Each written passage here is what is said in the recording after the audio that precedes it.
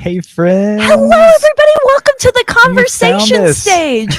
We are so glad that you are here. If this is your first time meeting us, we're Becky and John, two human beings. That makes it sound like I said one human being. We're the co-founders of We Are For Good. We are a digital kindness community that is really working to upskill, up-level the change makers of tomorrow through community, through conversation. That is why we are here today. But it's a conversation stage, and it's not just our conversation. Like, get in this chat.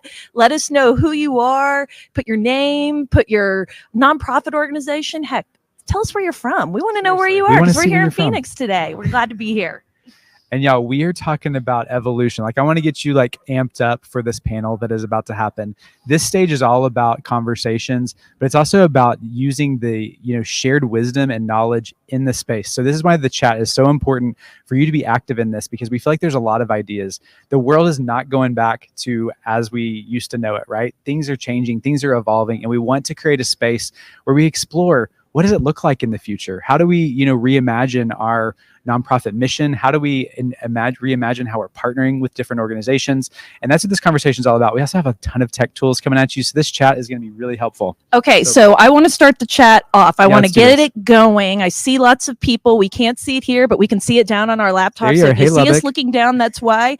But I want to know from each of you, as we're talking about evolution of the sector today, when you think about the nonprofits of the future, give me one word that you think we need to embrace as a sector that you want to see in future nonprofits. I want to throw it out there. Can I start You're giving everybody one word. Yeah, Becky's that's all. So I know, words. And I'm so loquacious, and I use 1,000 words when one will do. But I want to put ingenuity. Okay. I want to put ingenuity in there. Oh, I see boldness. Diversity. Reinvention is a really good one, Gary. So higher wages. Can we get some cheering for Reagan right there? Because that's foundational to our work. So you guys get it. And the conversation is going to wrap around all these ideas. But we are bringing a powerhouse panel to this conversation. And we want to introduce you to them. So first up on our panel, we've got Shereese Floyd. She's the founder of AI Consultants for Nonprofits. She is not only such a tech-savvy individual. She gets the nonprofit sector. She is evolved. She is kind. She's a TEDx speaker, nonprofit consultant, and women's leadership advocate. You know why I took this intro, because that is my jam. And she partners with all of these organizations and corporations and universities to really create and implement and license women's leadership programs. So she is diving in as the founder of AI Consultants for Nonprofits into launching an accredited AI certification to support nonprofits and upskilling their teams. So she's pouring into the sector, based in Charlotte, North Carolina. Shereese, welcome to the nonprofit conversation stage. We're so glad you're here. There she is. Hey, Shereese. It is my huge honor to also introduce Scott Curran. Okay, y'all. Our life kind of changed. It kind of the world tilted on its axis when we met Scott Curran, because not only is he the CEO and founder of Beyond Advisors, but before that, he was, just real casual, the former general counsel of the Clinton Foundation. But get this, he is like a 1-2 punch of social impact, a legal advisor who understands how to really simplify to grow our impact. So this conversation, while we're going to get into some big ideas, we're going to come back to just the simple basics that can really revolutionize us. And Scott is that guy that we love to tap. He is located just outside of the Chicago area, and we're just so grateful to have you on the stage today. Scott Curran, get into this house, my friend.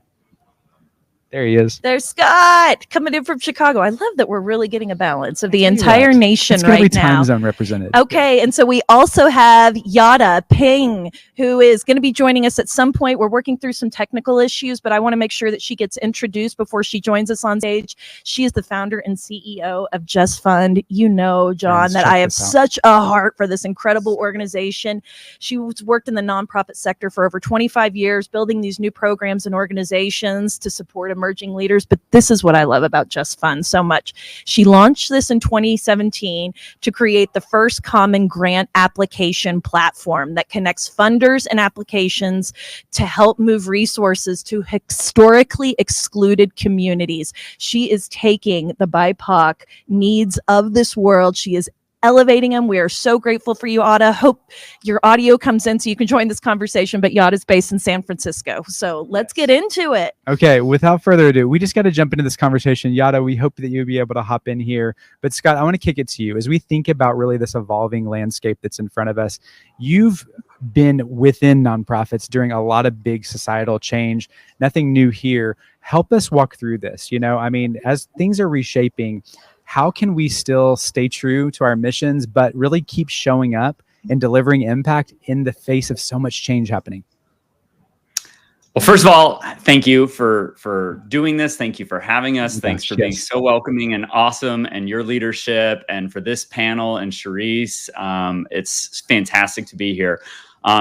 There's three, Einstein had 3 rules of work, and the last one was, in the middle of difficulty lies opportunity. And so that one's never far from my mind. And, you know, you started asking for one word to describe, you know, nonprofits of the future, and the future is a series of successive nows, right? It's always happening right in front of us. So optimism to me was my one word contribution to that. And you know, I've been fortunate. I started as a corporate lawyer, pivoted into philanthropy, never thought I'd go back to law, wound up being a nonprofit lawyer, and have been in the wider social impact space since. And that optimism, that continual belief in the future is what matters and will pull anybody through. I always remind people, we've each gotten through 100% of the hardest days of our lives and our work to date. We will get through this one and the next one too, one day at a time, one step at a time. And here's the great news. This is my favorite great news message of late. Now is the single greatest time in the history of human existence to be in the nonprofit space. Oh, there is more need, right here. Yes. More need than ever before, more opportunity than ever before, and more resources at the touch of a button, at the connection globally. We can be together like we are right now. This is the greatest time in the world for the people who are doing this work to be together in this space and doing it. And we have everything we need to make it happen. So keep going is my simple 2-word answer to how do we make the most of any difficult situation or any awesome situation, because it is both difficult and awesome, and we have everything we need to do it together. I've had some caffeine today. Now you know why we call Scott our Ted Lasso friend of the nonprofit sector. He totally lifts us up.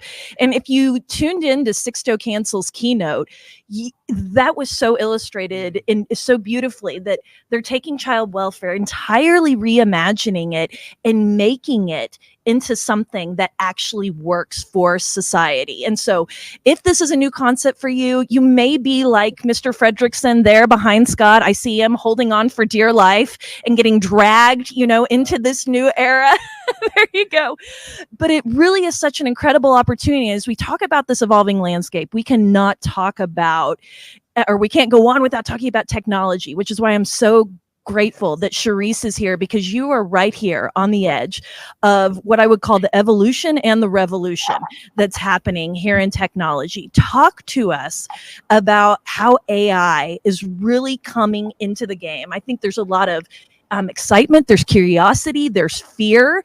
I think there's some scarcity mindset that we hold in the nonprofit sector. And I just want you to kind of dive into how the rise of this new technology is creating this digital revolution. It's impacting so many of us, and it's impacting the expectations of nonprofit donors, volunteers, beneficiaries. What are you seeing on the horizon? What do people need to be paying attention to?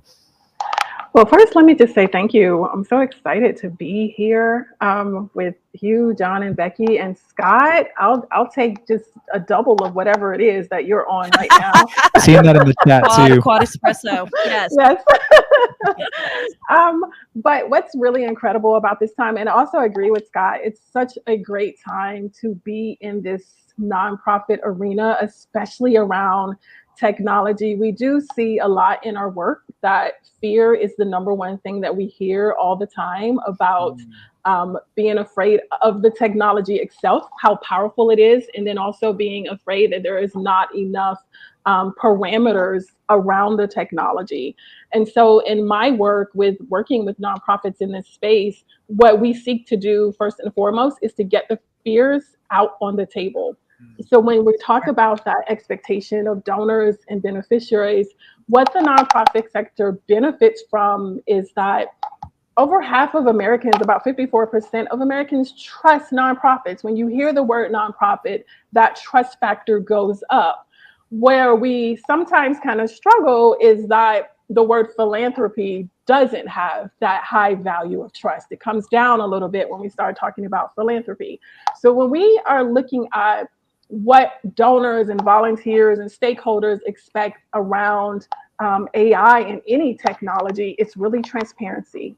That is the one thing that we all have, not just nonprofits, but specifically when we have that trust factor so high, the transparency becomes even more important. And that transparency is around, first, let's get the team into the room. What is the fear around this? And the fears that we usually hear is that it's not human, it's going to take our jobs, it doesn't sound like us, it's not personal. Get the fears out on the table to start then being able to talk through what the change actually is going to look like. And then as far as those donors and volunteers and beneficiaries, talk to them about how AI is being used throughout the organization. AI has been here, right? It's been in our life for quite a while. Now we are at the forefront of determining where are we going with AI. And in the nonprofit sector, we have so many incredible opportunities to shape the conversation around AI and not just be at the end of the line, just getting the being it dispensed at the end of how everybody else has decided how it's going to be used. We are the heart of work. And so the heart of that work, we can now put into AI and how it's being used and keep that transparency and that trust high. I mean, Shereese feels like our mom who's just like taking our hand and saying, you can do it. Like you truly can do it. And I love this conversation around AI and I want to make it more generative. So I want to ask the audience, like pop into the chat right now. We want to know who's using any AI tools. Tell us what AI tool is working for your organization. Like, what are you using it for? We've had lots of conversations on the podcast with people using AI transcripts and board meetings that they're using AI to sort of source some of their donor journeys and putting, I would say, aggregating a lot of their data. So put your tool in there. We want to know what's working for each of you. And P.S., we want to celebrate that you all are really leaning into this and embracing this abundance, this joy, and this opportunity that Shereese and Scott are talking about. So, I mean, let's go to Scott, right? Yeah. I mean, I think, Shereese, you're bringing up so many great things because we talk about how much of the work has to happen from within, and we have to acknowledge that there's fear, there's maybe scarcity, there's maybe old ways of doing and thinking. And so I want to kick it to you, Scott, as we start to transition about what are some strategies for building a more resilient organization? I mean, we need an organization that gets used to this evolution and it becomes more of a heartbeat of our organizations, not this thing that we aspire to do in the future, but something we can do right now. All innovation occurs on the adjacent possible. There's a great book about this, but basically we innovate and expand on what already exists. So take a beat in a moment. If I think, Shereese gives us permission to say it's okay. We don't have to be afraid of this. Let's be positive and put a clear lens on that. Not all AI is scary. We're seeing great notes in the chat about what's useful and how it's evolving. Know that we're going to innovate on what we're already doing. We don't have to change everything. I think sometimes when we're challenged with that question of how do we innovate, how do we change, how do we become something different than we are, we think it has to be seismic. It doesn't have to be a major shift for us or our daily work or organization to be seismic. It can be a series of small changes over time that collectively make a huge impact. So yes, have an eye on that vision forward, pulling you forward, beautiful, bright, big tomorrow. But know that just tiny changes today are going to be what take us there. More than one big leap. If you've read Atomic Habits, you know that it's a series of small movements adjacent to what we're already doing that can make a huge difference over time. So don't be scared that you have to do something wildly different to innovate.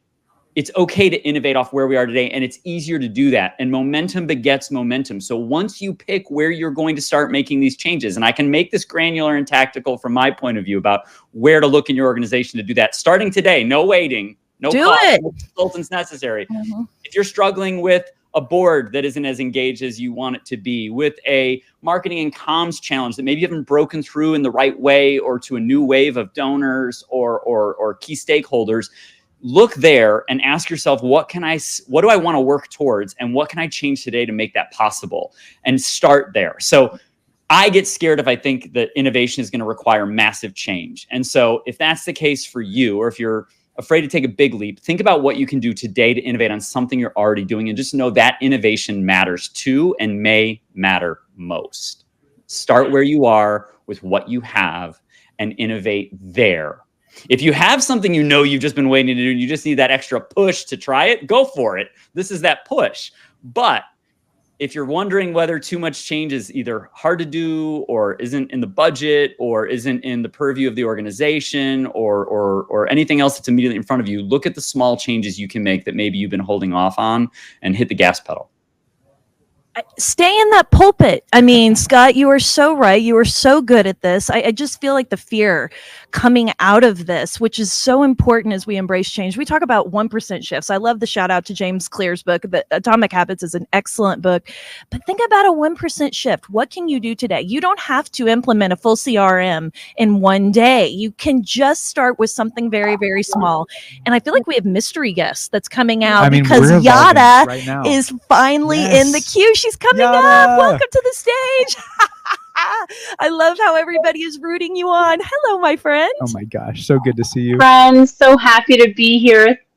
Look at the claps in the chat. You really are like the mystery guest we just saved for this exact same moment. And so we've bragged on you. We've bragged about JustFund. We are knee deep into this evolving mindset conversation. But I want to talk to you about funding models, because we cannot talk about the evolution of our sector until we talk about how limiting some of our historical funding models are and how they need to evolve too. You have figured this out, Yada.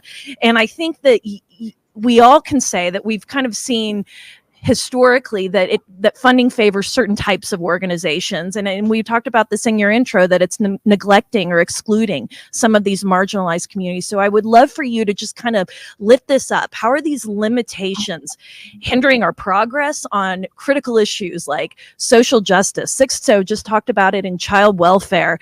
But I want you to talk about sort of the intersectionality of that and those challenges. And what are the broader trends you're seeing in the funding guidelines, and what are you breaking through? I mean, I jumped on here when Scott was talking about, taking the risks and trying the new thing. And it's such a great energy to bring to our nonprofits, right? To just have that energy, that enthusiasm. Where are our hearts leading us? And there's that big question of, where's the funding going to come from, right? As we try and test new things. And really, I love the work of Rob Breach and others who've been talking about, philanthropy as society's risk capital. And really, that's what philanthropy was designed to be. The opportunity for us to take risks, to try new things, understanding that systemic problems won't be solved right away. Right? There's not just like one winning solution right away that's going to solve these big complex problems that we face. So I love the idea of taking more risks. And I think, like you're saying, we need philanthropy to step up to the plate and give us the opportunity to take more risks. And, building relationships anywhere takes time. It takes trust, it takes patience, and we're building relationships with each other as nonprofits, but also with our funding partners. And, for some reason, I think progressive philanthropy in particular has just not come along the way that, if you want to split this ideologically, conservative philanthropy has really figured this out. We don't have to guess about how philanthropy should change, because you can look at a model on conservative philanthropy and really see how well they do. They're very smart about the way they've been funding for decades, right? They're funding in 20, 30-year increments. It's general operating support. Right? They're acting quickly. They're not micromanaging their grantees. They're really giving people the chance to just figure things out. And that's because they trust their partners. And for those of us who are trying to solve systemic problems, we know money needs to flow to people who are closest to the issues. Why? We're closest to the solutions. We know we have to fund people with direct lived experience. Why? We know what we need to solve our problems, right? To solve the issues facing our communities, and yet money doesn't flow. So for us, we really looked at the process flow of how money is moving here in the US. And one of the biggest bottlenecks, when you analyze a process flow for how money moves, you can get stuck right away. And for me, I got stuck right away in the application process. It takes, 20 hours to apply for a grant that I'm going to get 30% of the time, never mind, right? I don't have the relationship with the funder. I don't even know how to get my application into this funder's hands. She gets us. Yes, I'm getting some PTSD from my recovering major gift officer days. Keep going. But that's the number one bottleneck. Just before we even get started in the flow of how money moves, we got to know where to apply. And that's why JustFund said, you know what? We're going to do a common grant application platform, and whoever wants to come along, come along. And it is going to take behavior change for funders, but I'll say we incorporated in 2021. We have the nation's only common grant application platform. We're here to move money to organizations and leaders advancing social and racial justice. We have 176 funds that have said yes. We're in for the common app, and what it's doing is saving organizations valuable time, to focus on the work, not paperwork, but to do the core work of their organizations. And we've saved organizations 38 years just by introducing the common application platform. So imagine what we can do when we start to be smart about how we move money and really just get money to folks who need it. I think there's so much more that we can be doing, but we'll start there. Are we not so glad that Yada was able to come into this house and share that? We'll drop the link to JustFund if you're just hearing about this. Definitely an organization. And Scott, do you have something you want to jump in on this? I don't want to jump in ahead of Shereese because I'm sure she's got something to say on it too. But go ahead, Shereese. Mike. There you go. She's got it. Shereese, get in here. I loved everything that Iara said. Hope I'm pronouncing that correctly. I think Scott and Becky know about this, but my soiree into AI came through the grant door, needing to be able to help an organization write grants. And so for organizations like yours, and AI can have an incredible impact in the way that nonprofits do their work, because that timing of how long it takes to do a grant, when the grant writer is probably also the person who's doing the marketing and development. And so all of that together, it's a heavy ask for an organization who doesn't have someone who's dedicated to that. And being able to have that technology come in and help has been incredible in cutting down that time and to teach them to be able to do granting in a new way.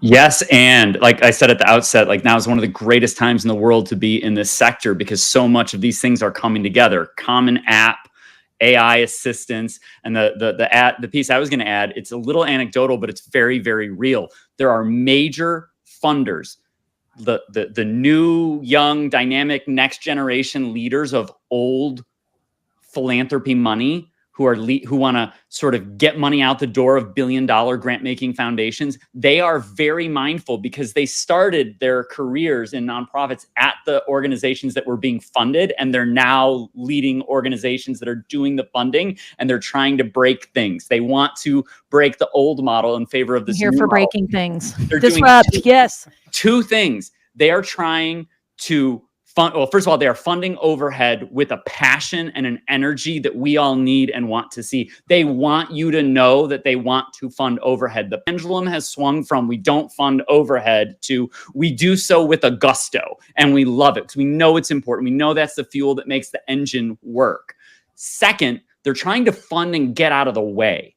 I can speak directly to two major organizations with which I work. One's a household name with tens of millions of grants per year. The other's a $1 billion foundation with many tens of millions of dollars of grants per year. And they want to fund and get out of the way. They don't even want to have a grant agreement anymore. They don't want the funding recipients to have to even report to them, to the point where we're saying, wait, they kind of want to report to you at least a little bit, because they're going to do their annual report anyway, and they want you to fund them again. So they'd love to tell you about how they used the first piece of funding. So don't absolve them too much. Give them a route back in so you can fund them for another year.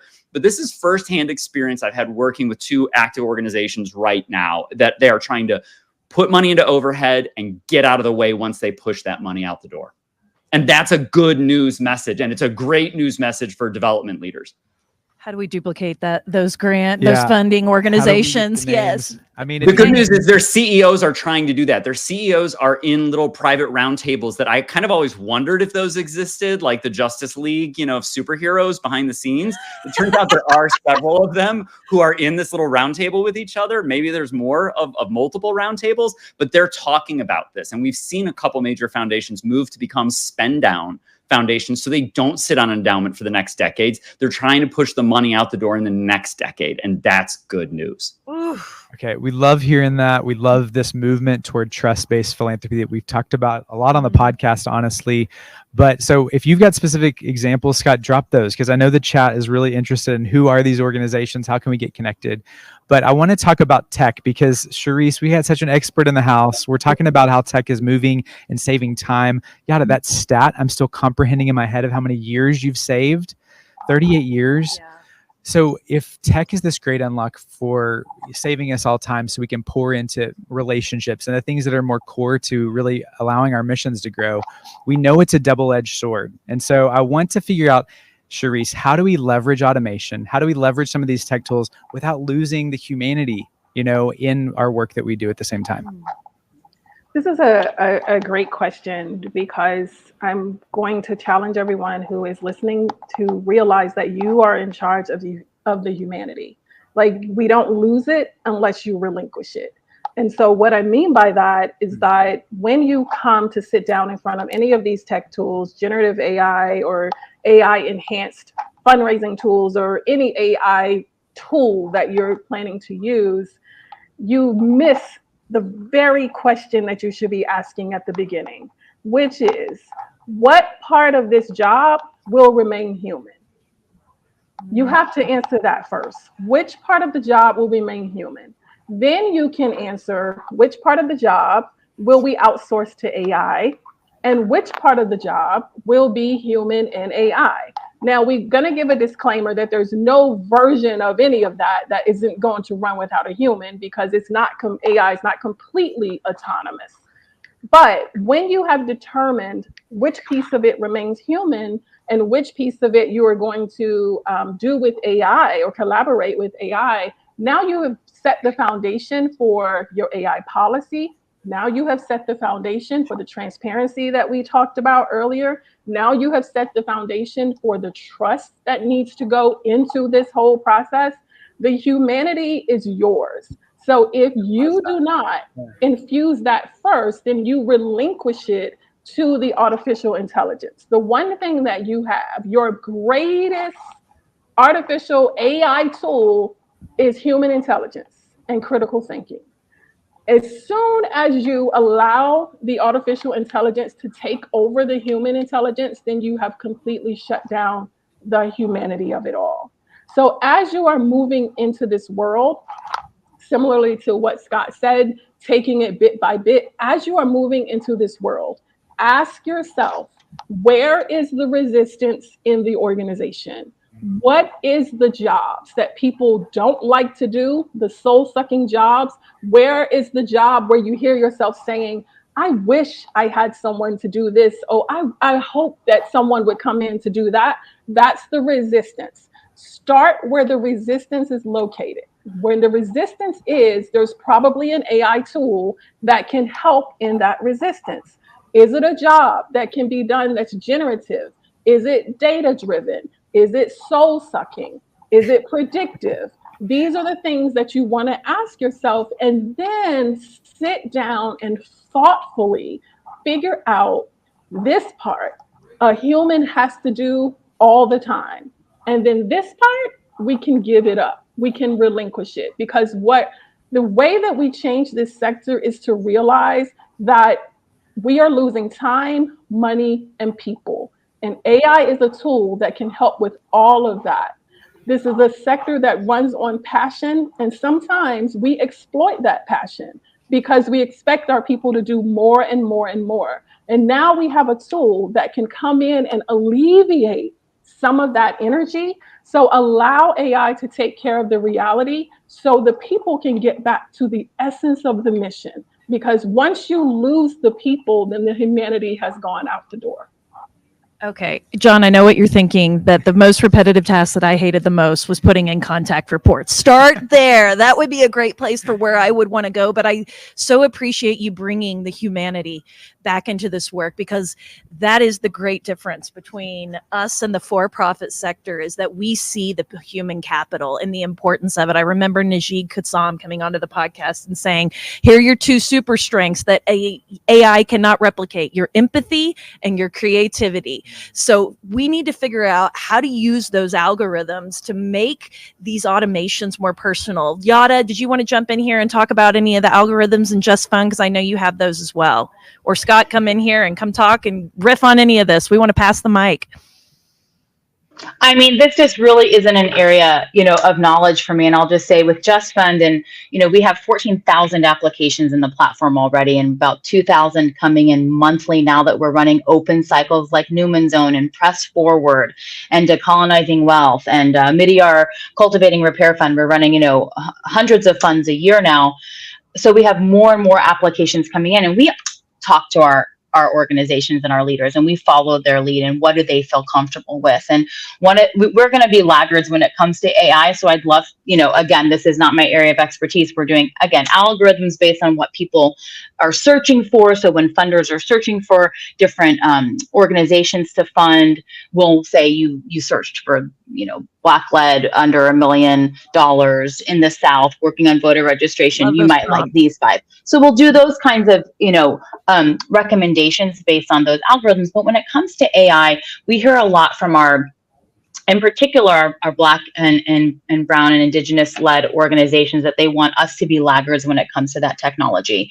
Because what I hear from our leaders is, we've been digitally surveilled our entire lives. And this is just another form of digital surveillance in terms of, folks knowing what our strategies are, knowing what our unique, comparative advantages in this space, or knowing exactly what we're doing when it comes to protecting our communities. We're putting our communities at risk because we don't know where this information is going. So, I'm learning too, like everyone else who's listening on this panel. The beauty of this. Yes, everyone's evolving at the same time. That's the beauty of it. Okay, and John, Becky, I just want to keep going. I just want to say we're making it really granular and connecting worlds in the chat. If you haven't seen it, we are talking about. It's bringing us such joy. Right, yeah. Yes, thanks for sharing. Food justice for kids or Indigenous food justice community, JustFund is facilitating the common application for Newman Zone. Best pineapple salsa out there, not a paid endorsement. Really fantastic. So their spaghetti sauce. A personal favorite. Their recently launched $1 million prize for food justice for kids. So if anybody out there watching this is in that space, go there and apply with JustFund's common application and get in there. And the good news is also that AI is going to help the grant makers who get more applications get seen. They're going to help fund organizations when there's thousands of applicants. Look, we are in a competitive marketplace. The nonprofit space is a super competitive sector, right? There's competition, there's saturation, and we all want either resources or to find great organizations that can get our resources that are going to have the biggest impact. AI is going to help find you in that space too. Mackenzie Scott is making news because she's finding organizations and funding them out of the blue. And she's not alone. There's others doing the same. So it is not just pie in the sky enthusiasm or lots of caffeine coursing through my veins. I'm excited about it because I see it work every day. And you're seeing the work of my organization and Iara's together with a shared client that is out there trying to push money out the door and that explicitly funds overhead for the organizations they fund and wants to get out of the way. I'm feeling so much joy. Yes, keep going. Get in there, Yada. This just makes me so happy that this was the foundation you're talking about, Scott. I've been so impressed with their leadership and, again, their desire to want to align their values. You talked about trust-based philanthropy. This is a foundation that's really working on its practices, its leadership, its structures, its systems, and wanted a way to take those values and make sure that their grant-making practice was in alignment. And that's really what JustFund's trying to offer. And we're really building a platform by us for us, right? We're informing this platform. We're a nonprofit. We're not here to make money. We're here to move money specifically to organizations who've been historically excluded from the way traditional philanthropy is moving their money. And we fundamentally believe if we can change the way we give, our communities can thrive. And it is incumbent upon philanthropy to change the way we give, right? So that our communities can thrive. But one of the things that we're seeing here at JustFund, which is so exciting to me as the founder and CEO, and this was my dream, is that an organization comes in to apply to Newman Zone and can come in for free in perpetuity. Come on over, it's free for you. And finds another funding opportunity and another funding opportunity. We've moved about $300 million on JustFund using this equitable solution. 57% of the dollars we're moving today as a community are secondary grants. So a group comes in to apply to Fund A, but gets Fund B, someone they didn't know, right? So when you come in here, you're going to see Hawaii's people. I'm thinking of like the funds that are open right now, but like Press Forward, Hawaii People's Fund, Amidiara's Cultivating Repair Fund. There's so many different opportunities. I see there's some education collaboratives. We run a lot of collaborative funds, a lot of funders who just want to cut the red tape, make it simple and easy. This doesn't need to be overly complicated. We can make decisions with a common app. We don't have to ask, 25 more questions to actually decide if we're going to make the grant or not. So I love the community that we're working with, people, Newman Zone Foundation, Colonizing Wealth, others, Emergent Fund, really amazing people. Like Shereese said, human-centered, heart first, but wanting to use a technology that just is going to make it easier for money to flow. Okay, I just keep thinking about We're for Good, core value number 8. Community is everything. We are literally watching it play out right now. We are watching, you come for the evolution of the talk of the sector, you get some funding right here. So, and I hope I'm manifesting that, but I want to kick something to the entire group, because we get triggered by a phrase that we hear a lot in the nonprofit sector, which is, this is the way that it's always been done. And to us, that's always a red flag of, okay, there's a space we need to innovate. So let's start activating, and we want to get people in the chat activated right now. We've got this little, I would say, game that we almost play called Do This, Not That. Remember that with the book, like eat this, not that. We want to talk about some of these old limiting beliefs. We want to talk about some of these things that we have held on to, these sacred cows that are no longer serving us as a sector. I want to go around the room. I want you all to throw something out that we need to drop and something else we need to implement in its place. Let's start evolving right now. Scott, you're grinning from ear to ear, so I'm going to you first. I want to go around the horn first. I'm going to go for it. It's your world. We're just living in it. I wanted to hear what everybody else had to say first, or I wanted to see the chat light up. Okay, then I'm going to kick it to Shereese. Shereese, what you got? You got any of this? Do this, not that. Oh God. It's like the one good thing question we hear. All right. I will say,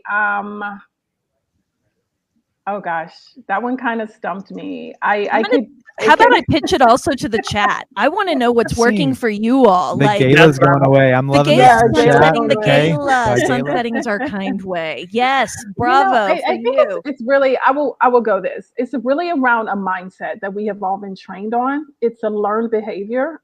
This is an industry that is very big on scarcity. It's an industry that has a formula to it, so to speak. And so I would say, and I'm gonna just say it how it's in my brain, because it's reminding me of Congress that has been sitting there forever and ever and ever, and they don't really, they're not reflecting the world that they actually serve. And so I am going to say, if you are in a space where you're hearing, this is the way that we have always done it, that signals to me that there is a lack of growth that's going to be there. And that signals to me that somebody is resting on their laurels in the job. And they're no longer about innovation. They're actually no longer about the mission. They are just there to collect the check and whatever benefit that check has. So I would say, do this would be get out of the way. And I'll leave it there. To do this is to get out of the way. Oh, I love that. The release of control. Yes, you got to get in here. To me, the do this is ask. And ask again. I was on a call yesterday where a grantee partner was saying, I just don't know if this funder is going to renew. I'm like, well, did you ask? you know, and it's like, I'm just not sure. And we're so afraid. The power dynamic is, we've walked into an inequitable power dynamic. Well, it's also incumbent on us as nonprofits to change that dynamic as much as it is for philanthropy to make their changes. We need to walk in here as strong partners, right? You know, funders are moving money for sure to do our work, but we've got the richest asset. We have people, we have trust, we have relationships, knowledge, experience, and we need to be able to, you know, the dynamic to me that needs to change is ask for what you need, you know, and don't be afraid to do that. And don't be wondering, you know, if the funder is going to fund you again. You know, let's just get in there and ask for exactly what we need, and just don't expect, don't wish, but really make sure that we're clear on our expectations for what we need our funders to do. As we do the hard work on the front lines, we need to know that the money is going to be coming from somewhere, and ask for relationships. If you've got a great funder, ask them to introduce you to 5 friends or another friend. You know, what other funders would you like to introduce me to? Right? If you're struggling with making connections and other relationships with funders, and you've got a funder, that's the time to bring that funder in as a partner and really help them build your funding base together. Okay, I love that so much. Can I riff just 1 second on what you said? Because I think this evolution, as we're talking about meeting this moment, it's not about asking funders just for financial gifts. What else can they bring to the table? We had a great conversation with Amy Freitag over at the New York City Community Trust, and she says, we look at our grantees and we say, what else do you need? You need some IT support?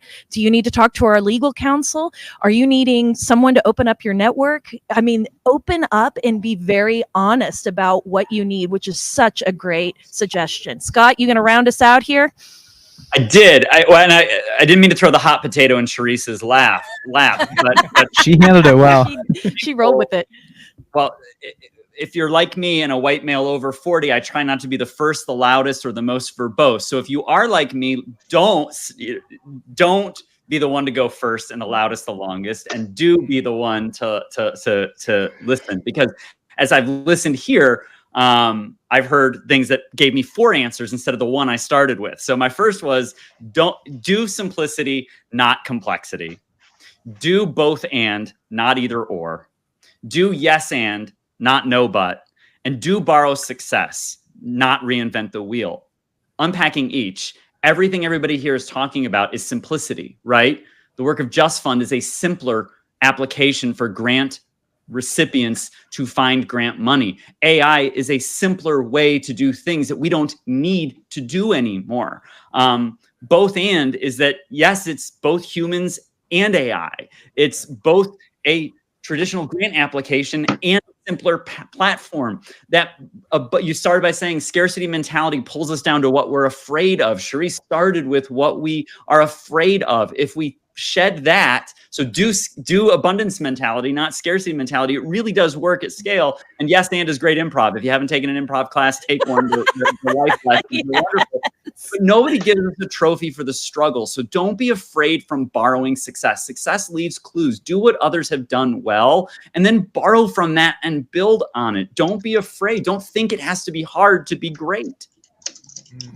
I mean, y'all, I'm feeling hyped up, and y'all know our flow at the conversation stage. We're going to take you through the whole podcast experience and end with a one good thing. I feel like Scott's already giving us his one good thing, but I want to go round robin.